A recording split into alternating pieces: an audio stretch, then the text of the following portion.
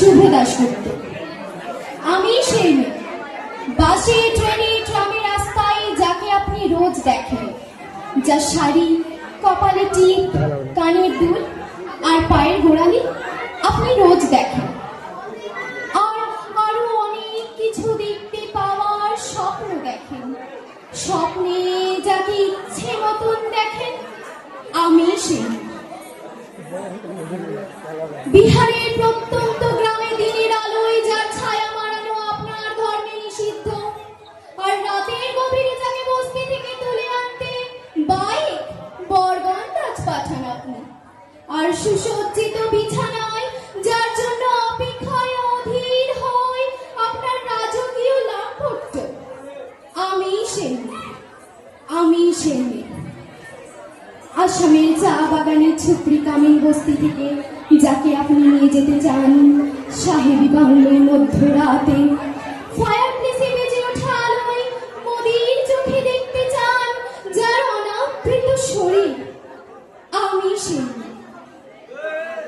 রাজস্থানী শুকনো উঠোন থেকে বিপাশার জল আনতে আপনি যাকে পাঠিয়ে দেন 10 মাইল দূরে সরকারি দাঁড়ায়, আর 20 মাইল হেঁটে ক্লান্ত বৃদ্ধস্ত যে রমণী ঘরা কাকে ঘরে ফিরলে তাকে আবার বসিয়ে দেন চুলার আগুনের সামনে আপনার রুটি বানাতে, আমি সেই মেয়ে, আমি সেই মেয়ে।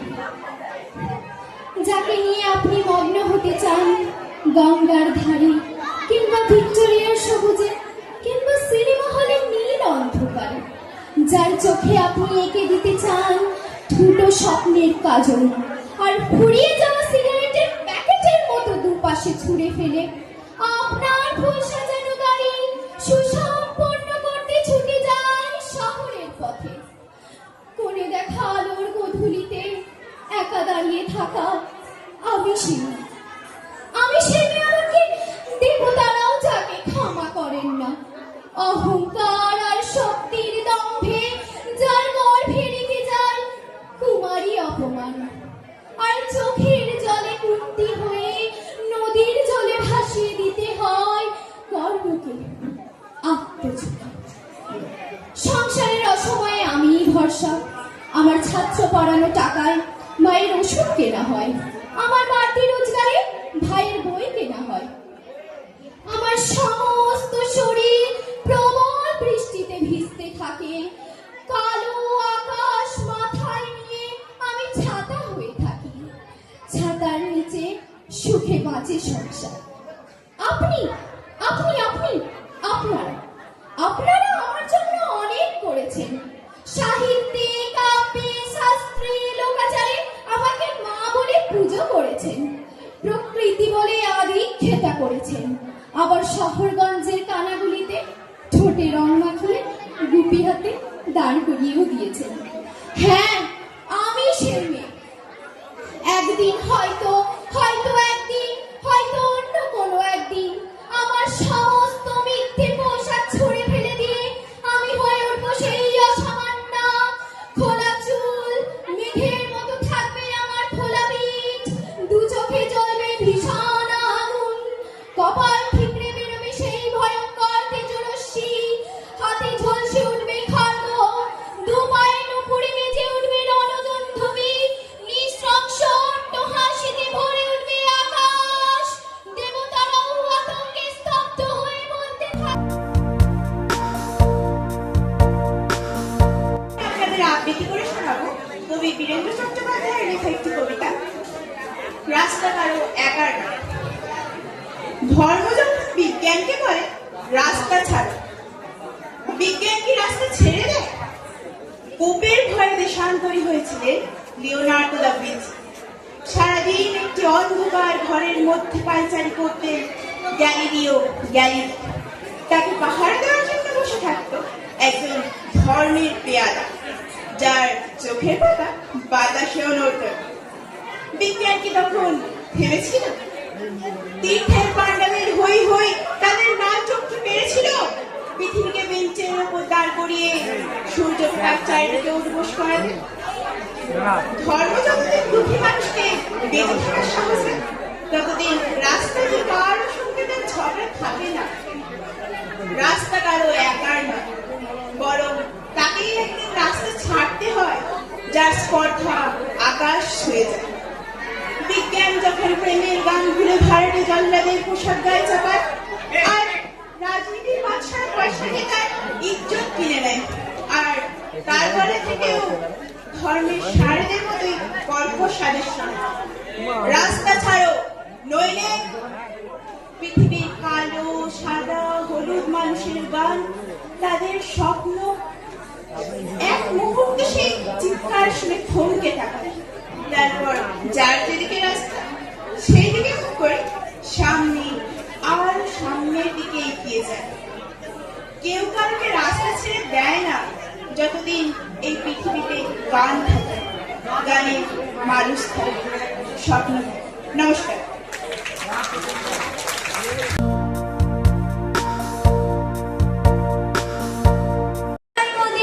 কয়টি রং আছে? শিক্ষক এসে সুদালের হেসে দ্বিতীয় শ্রেণীর কাছে একসাথে মিলে সব ছেলে বলে চিৎকার করে জোরে, তিনটি বর্ণ রয়েছে রাঙানো জাতীয় পতাকা জুড়ে।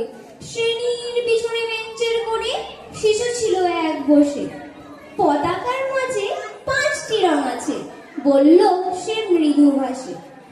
কথা তার শুনে বাকি শিশুগণে হেসে খায় লুটোপুটি। শিক্ষক রেগে বললেন হেকে, বোঝাও কি করে কাজটি।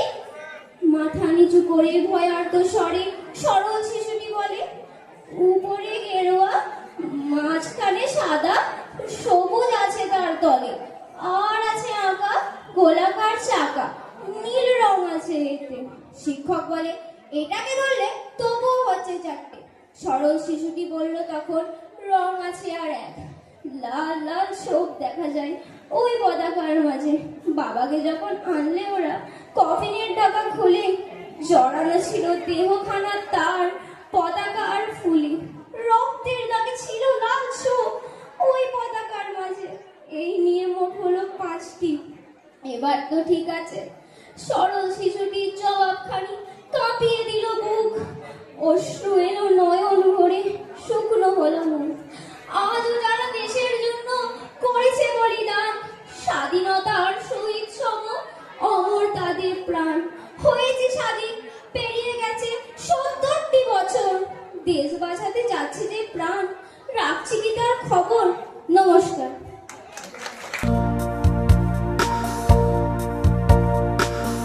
বড়বাবু লোকটি বড় শান্ত, তার যে এমন মাথার ব্যামো কেউ কখনো জানতো?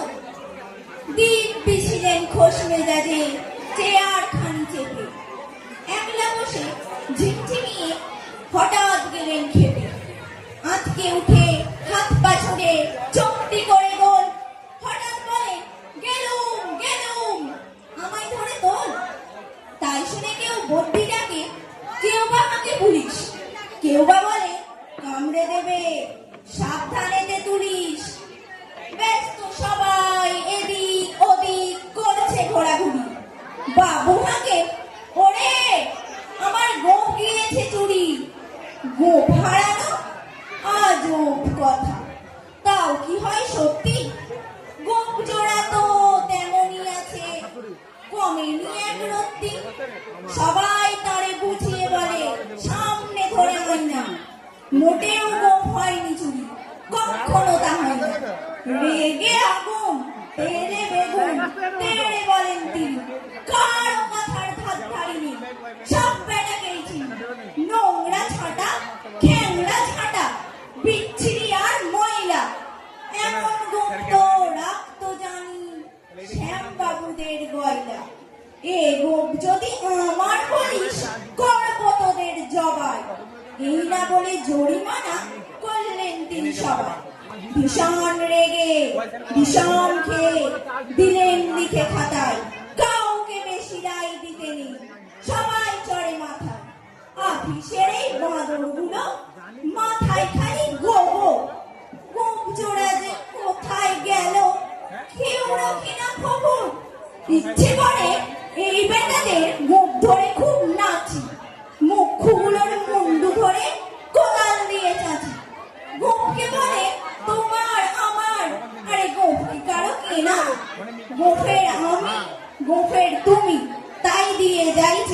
নমস্কার।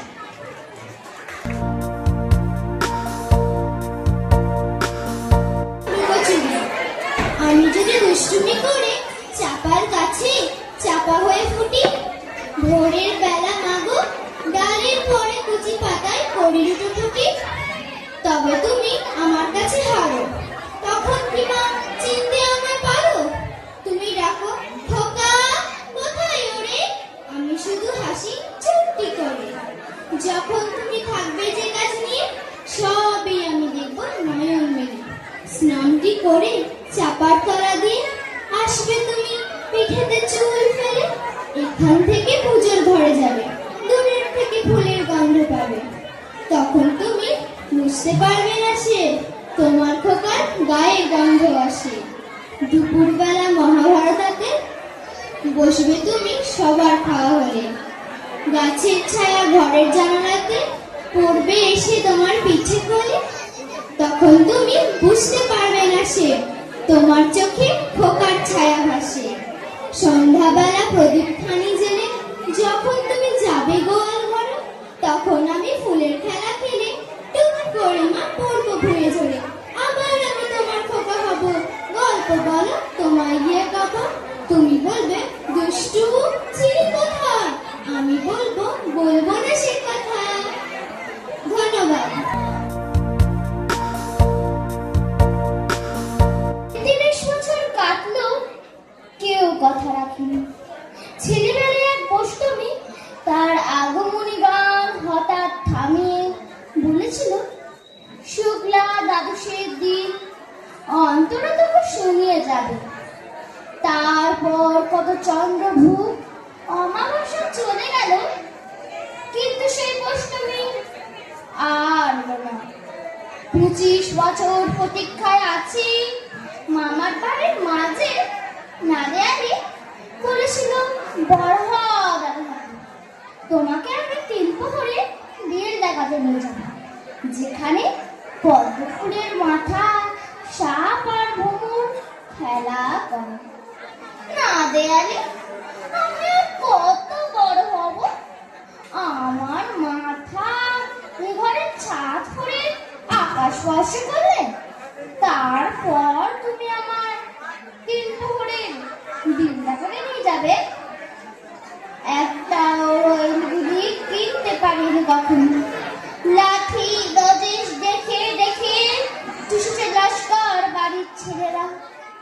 ভিখারির মতো চৌধুরীদের কেটে দাঁড়িয়ে দেখেছি ভেতরের রাস উৎসব।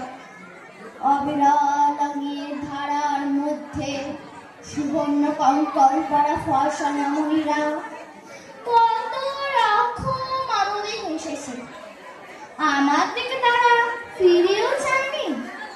বাবা আমার গান ছুঁয়ে বলেছিল, দেখিস একদিন আমরা।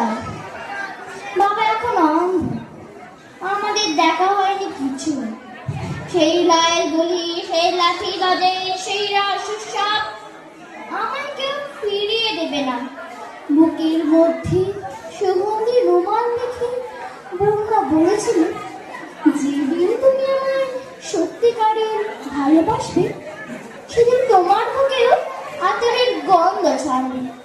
দুরন্ত শাড়ি, চোখে বেঞ্চি, লাল কাপড়, বিশ্ব সংসার তান্না তান্না করে খুঁজে এনেছি 108টারির পদ্ম। তবুও কথা রাখেনি বরুণা। এখন তার বুকে শুধু এই মাংসের গন্ধ। এখন সে যে কোনো নারী, কেউ কথা রাখেনি। 33 বছর কাটলো, কেউ কথা রাখে না।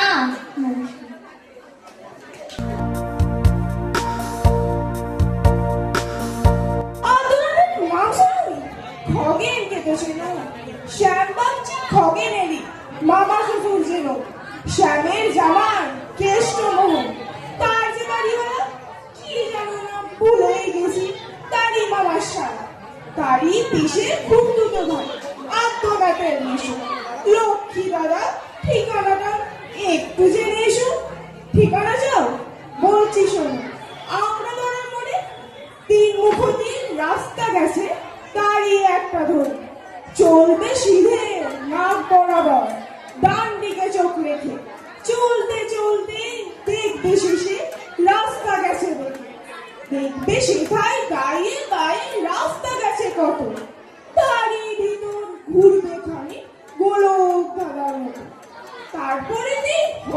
দেখে ডাইনে মোচড় মেরে ফিরবে আবার বাড়ির দিকে 3টে গলি ছেড়ে, তবেই আবার পড়বে এসে আমরা পাড়ার মোড়ে। তারপরে যাও যেথায় খুশি, চালিও না কোমরে। নমস্কার।